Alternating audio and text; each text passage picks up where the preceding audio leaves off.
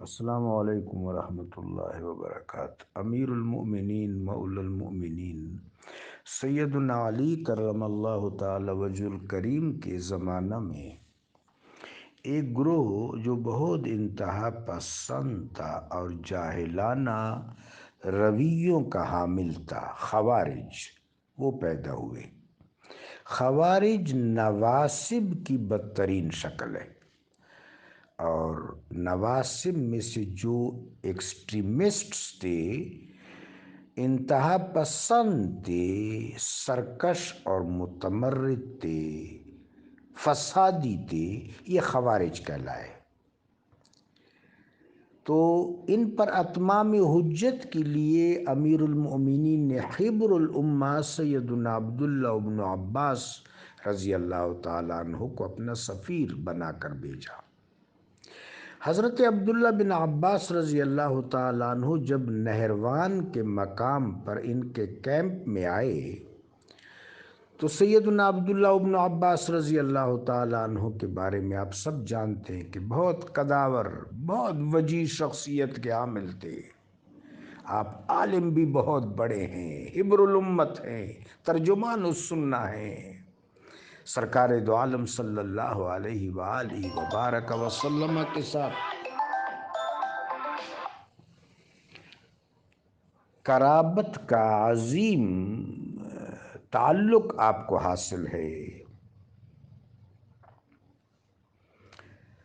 تو اس کے علاوہ آپ بہت وجیح ہیں، بہت وجیح تھے آپ، بہت۔ جس محفل میں آپ ہوتے تھے، آپ پر سے لوگوں کی نظریں ہٹتی نہیں تھی۔ ایسے وجیح، ایسے جمیل شخصیت اور ہستی کے حامل تھے سیدنا عبداللہ بن عباس رضی اللہ تعالیٰ عنہ۔ اس وجاہت کے علاوہ آپ بہت ہی خوبصورت پوشاک استعمال فرماتے تھے۔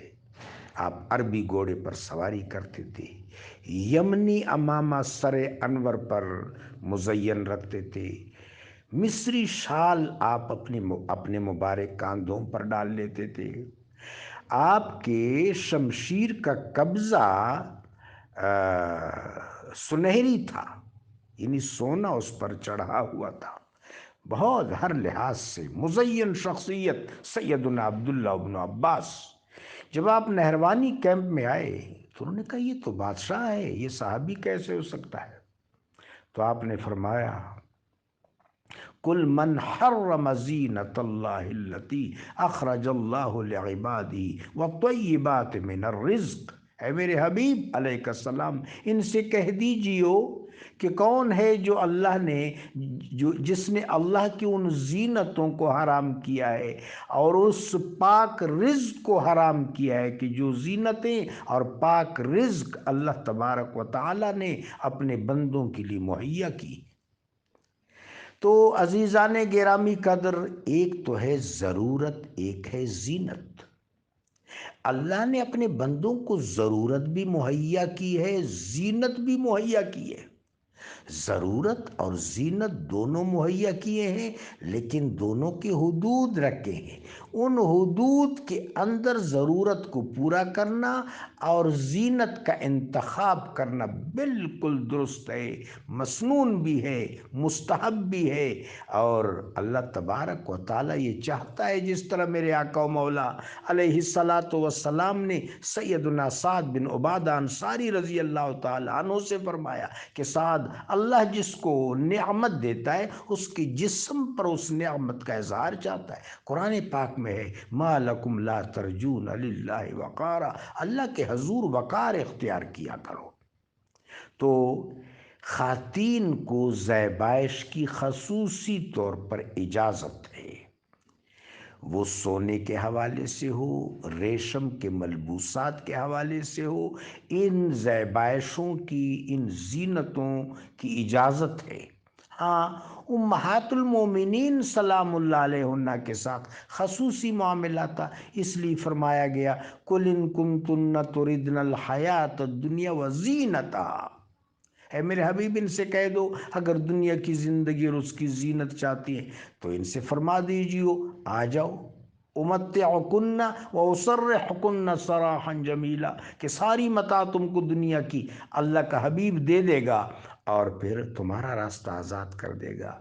انہوں نے کہا یا رسول اللہ، دنیا اور آخرت دونوں پر ہم آپ کی رفاقت اور یا رسول اللہ صلی اللہ علیہ وسلم آپ کی معیت کو ترجیح دیں گے، آپ کی رفاقت کو ترجیح دیں گے یا رسول اللہ صلی اللہ علیہ وسلم۔ تو خواتین کو زیبائش کی زینت کی بطور خاص اجازت ہے، ہاں دو پابندیاں ضروری ہیں۔ زینت کا معاملہ اسراف کا شکار نہ ہو جائے، زینت کا معاملہ تبذیر کا شکار نہ ہو جائے اور نمود و نمائش کا بھی شکار نہ ہو جائے۔ اس میں اسراف نہ ہو، اس میں تبذیر نہ ہو اور نمود و نمائش نہ ہو۔ اس آیت کو خاص طور پر مرد و خواتین سب کو پیش نظر رکھنا چاہیے۔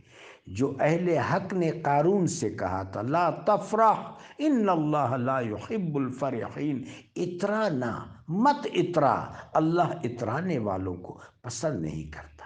بس تمام چیزیں ضرورت ہو یا زینت ہو، زیبائش ہو، ایک وقار کے ساتھ، ایک متانت کے ساتھ اور ایک اعتدال اور توازن کے ساتھ۔ حسن نام ہی اعتدال و توازن کا ہے۔ مجھے حضرت بی بی پاک دامن رحمہ اللہ وقدس اللہ سرہ العزیز کا مبارک قول یاد آتا ہے۔ جنابہ فرماتی ہیں کہ خاتون کی بہترین زیبائش، خاتون کی بہترین زینت، خاتون کا بہترین میک اپ وضو ہے۔ اللہ تبارک و تعالیٰ ہم سب پر کرم فرمائے۔